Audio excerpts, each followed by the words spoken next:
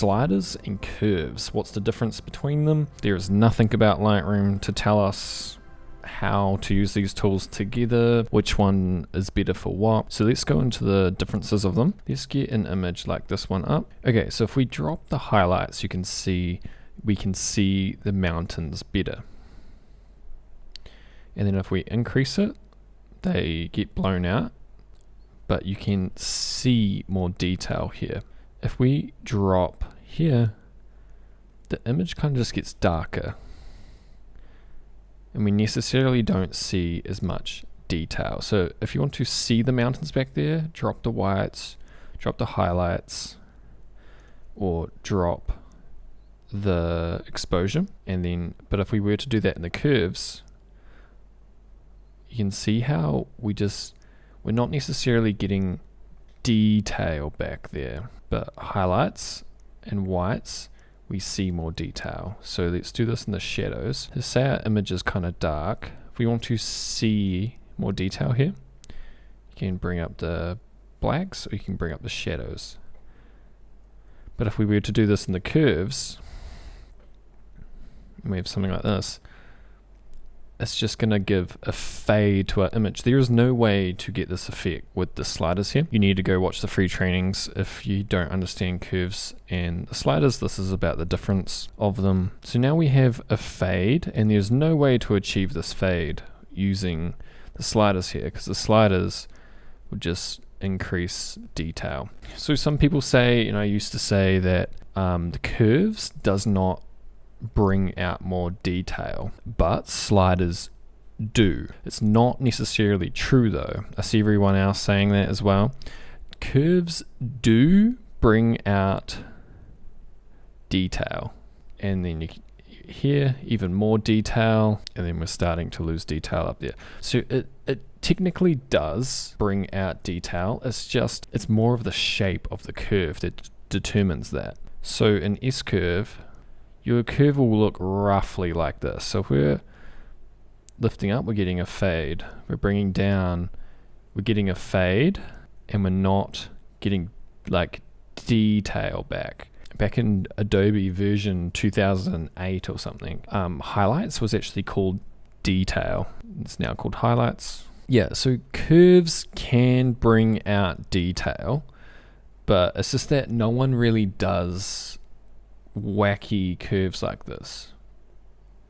Okay, so that brings me to the next point, where curves is very, very much about your style, and then exposure up here, all these sliders, is a bit more about exposing the image correctly, fixing exposure, and then curves is a bit more putting that unique style to your image, I'd say. But bringing down the highlights and whites and blacks, these still contribute to style. It's not 100% just exposing your image, correcting your image. It's got a decent amount to do to your unique style, but I'd say curves is even more so.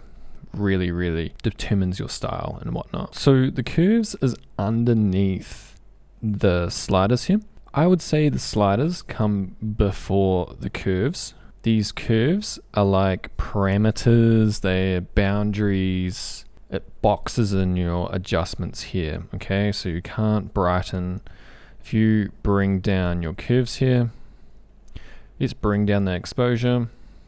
Histogram here, you can't make anything brighter past that point. So the curves contain your adjustments of the sliders. You can think of it like that. So it's the same with the black point. So if you lift the black point, you're going to get a fade.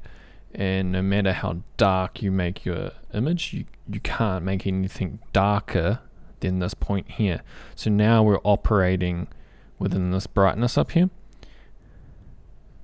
So this just gives a crazy amount of control for your style, because if you're making your style just off like 4 sliders, you're going to have a very generic style. There's no uniqueness to your looks. But then you combine it with curves, and you can see how many plots you can make in these curves, many different directions you can go. And then when you learn how these tools actually work together, and you understand really in depth the differences between these two, You can learn to use them together, and there are so many different types of curves, like so many different types of curves. These curves over here are part of my free preset pack, free curve presets, because I think curves are the most important tool by far that no one is teaching, or they're teaching just the most generic curve you can think of. I like to teach every type of style, and I've done over 300 Lightroom tutorials recreating styles, and just every style just requires different curves. So yeah, download the free presets, curve presets, if you like. So that's just one example of what makes Lightroom confusing for most people. Wish I knew it. Okay, one other example of tools interlinking with each other, making things really confusing is, okay, zoom in here. Let's take a look at HSL, the most popular way to fix skin tones, get the color you want. Look at all the reds. There is like a normal amount of reds. Looks good. If we were to say shift the primary, and quite a few presets have primary adjustments, and then you can now see her whole face is reds. So calibration is determining what reds are, and some people don't know that, and they're just playing in here and they can't get the color they want, but they need to think how everything is working together so they can like, you should have redness in the lips, and like if your white balance is off in camera, like you might not have that little bit of redness in the shadowy skin tones or the lips. And then same goes with white balance. So if we make the image really cold, over exaggerated example, and slide the reds are now gone. So calibration and temperature determine your HSL. Yeah, this is just one of the things I learned trying to recreate so many of these edits over the last 7 years. Yeah, all these tools are really, really intertwined. There's actually a lot more going on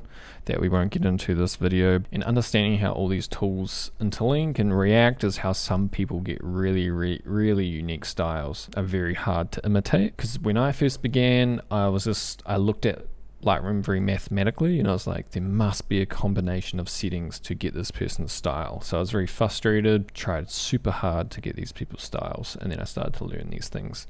Self-teach myself, honestly, because yeah, Lightroom is just full of tips and tricks out there, and no one's really diving deep into how to create styles, color palettes, reasoning of color and stuff like that, methods of editing, systems. It's all like tips and tricks and over editing and just ridiculous stuff. You can think there's just an endless amount of styles and combinations you can do, and then we cover them all in the course, because every other course I know of in the world for Lightroom only teaches one style, one perspective, and this inside color and editing mastery, we cover just every style you can think of, because there is so many styles, so many perspectives you can edit. That's why I've got so many guest editors teaching, and then I really enjoy seeing all these guest editors teach as well, because I'm still learning myself even after 1,000 videos now in Lightroom. I love looking at people's styles and being really surprised on how crazier S-curve they're using. A lot of you guys like my YouTube lessons 5 years ago, 3 years ago, but I was just guessing in a lot of those tutorials, and that's why I really love that inside coloring and editing mastery we have the actual photographer teaching us, and it's not me guessing, because yeah, matching one photo is very, very different to matching a feed. Like, I can definitely match other people's photo for one photo, definitely, but that doesn't mean that those edits will translate into a nice cohesive feed. But it does if we get the actual source of the photographer's edit and how they actually edit, and it's not me guessing like my last 300 Lightroom tutorials.